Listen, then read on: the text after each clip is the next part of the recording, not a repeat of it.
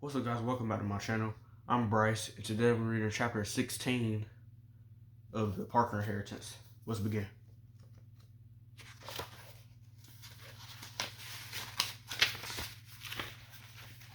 Chapter 16, Siobhan, Washington, March 29th, 1956. It wasn't surprising that Siobhan Washington became a librarian.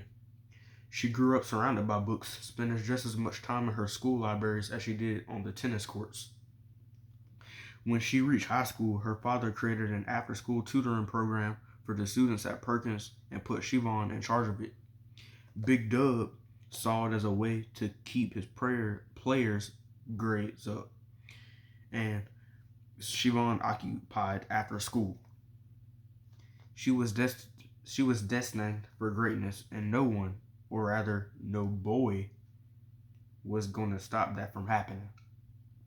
He had forbidden her from dating. Siobhan didn't like how overprotective her father was, but they did agree on one thing.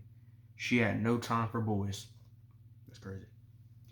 Of course, the boys did not agree. Yeah, I don't agree either. She had just finished helping a student with his math homework one afternoon when her best friend, Ellie McElving, nudged her. "Here comes your boyfriend," she mumbled. Chip Douglas strode toward them, a huge, toothy grin on his face. With his blond crew cut and clear blue eyes, he easily stood out from all the colored kids in the Perkins School Library. Siobhan wasn't sure what would have happened if he had been a regular white boy walking through their school, but he was Coach Douglas's son, and he seemed to have a pass to go wherever he wanted. Nepotism, pleasure. Nepotism, favoritism, yeah. Coach Douglas had been at the school since 1951, though it was only recently that her mother explained why he was a teacher there. A group in Summerton, South Carolina, had sued their school board in order to get better buses and facilities for the colored students, something equal to the white students. In an attempt to head off a similar fight, the Lambert School Board sprang up for a new bus for the Perkins students and promised to hire better teachers in order to meet the separate but equal law. Plessy versus Ferguson. And just like that, Adam Douglas, an assistant football coach at Wallace High, became the Perkins High School athletic director. Everyone was upset at first, but Coach Douglas worked hard to build trust with the staff, especially her father. Coach Douglas went out of his way to get her father any support he needed, even finding the money to send the tennis team to a week-long camp in North Carolina a few years ago. He mostly stayed behind the scenes, preferring not to draw attention to himself. The same could not be said for his son. "Hey, Siobhan," Chip said once he reached the table.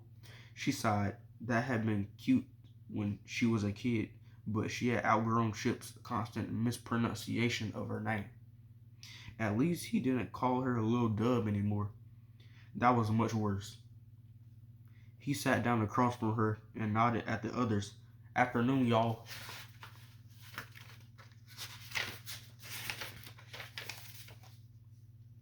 Reggie, a boy working on a math assignment, kept his head down and slid farther away from them, almost like he didn't hear Chip's greeting. Ellie reacted to Chip with a nod, but didn't speak. "What are you doing here?" Siobhan asked. "Your daddy's probably out back at the track if you're looking for him."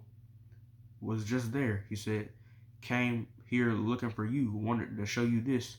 He unfolded a letter and placed it on the table. Siobhan read the first lines. "You got into Georgetown?" "You got into Georgetown." That's not a question. It was an exclamation mark. My bad. Yep. Just found out today." He beamed at her. Even if she had wanted to hug him, she wouldn't have. Not because he was a white boy and she was a colored girl, and not because he was a teacher's son. Siobhan knew how Chip felt about her, and she didn't want to do anything to encourage him. He was really kind-hearted when he wasn't hitting on her. And smart, but she wasn't interested in him. Not like that.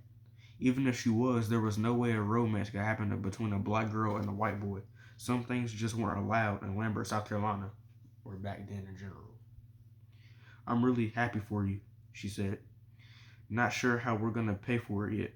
Daddy and Mama have been saving up, which I'll help. I'll figure out I'll get a summer job. Glenn's daddy thinks he can pull some strings and find me something at the pool that pays pretty decent.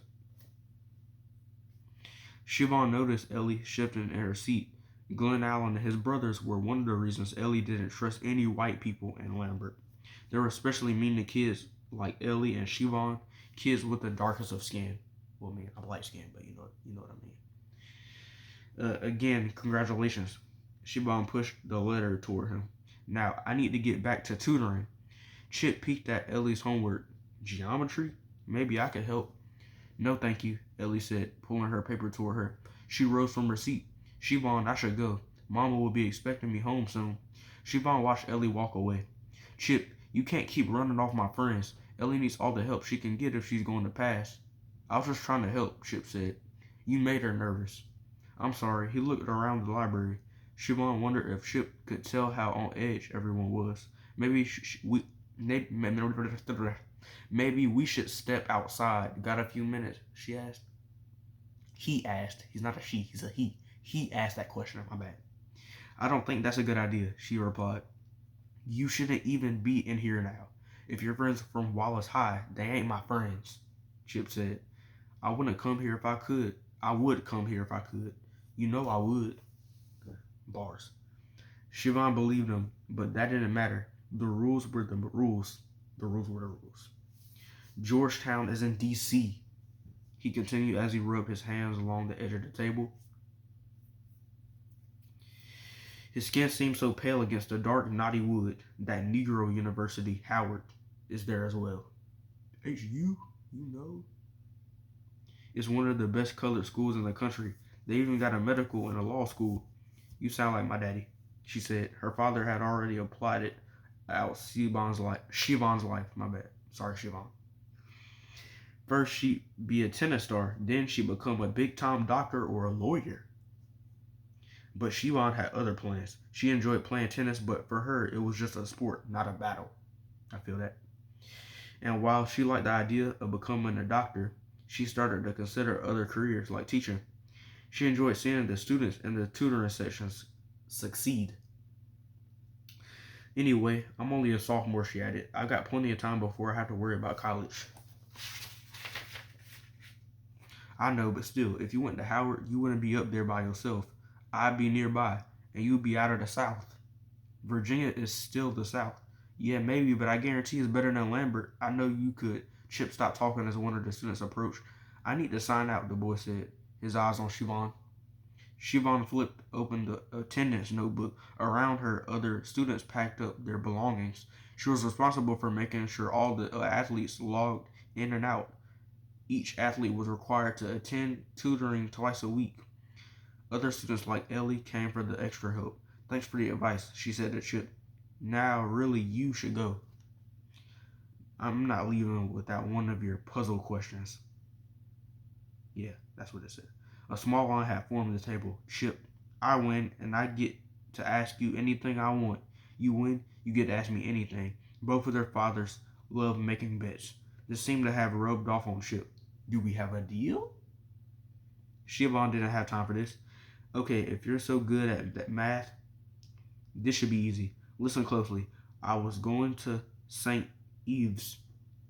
I passed a man with 7 wives.